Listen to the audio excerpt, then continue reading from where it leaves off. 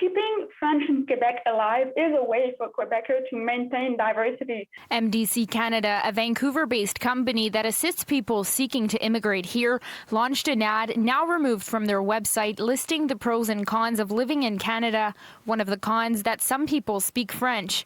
It's not clear what the writer's intentions were, but the ad was seen as insensitive to French Canadians who have been fighting to maintain the status of the language in Quebec. Of all the politics, all the laws we can make on French language, none of that will have a lasting impact as long as we are stuck in Canada. We are stuck in a country that does not respect us and that does not view us as a whole. Pointing out or depainting French as being a negative element for Canada is completely misleading and untrue, because quite the opposite, like that allows a lot of francophones from all around the world to immigrate here in Quebec and speak their main language. In an apology statement, the CEO of MDC Canada, David Allen, said this specific post was written by an external freelance writer.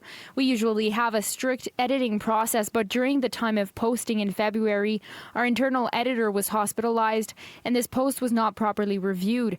As a company, we do not share the views of this individual, but it has caused an air of anger, disappointment and frustration in the French-Canadian community. It's totally wrong for a company to use a language as a barrier between the people who want to emigrate to Canada, because a language is a part of a culture. It's not something that should be used as like a propaganda against Canada. If someone portrays like French as a bad language, a lot of like immigrants from like other countries will maybe not feel as easy and comfortable to come here.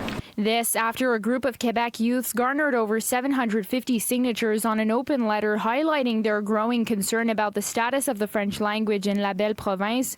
Youths demanding MNAs take concrete action to protect the language and impose stricter laws by updating Bill 101, the Charter of the French language.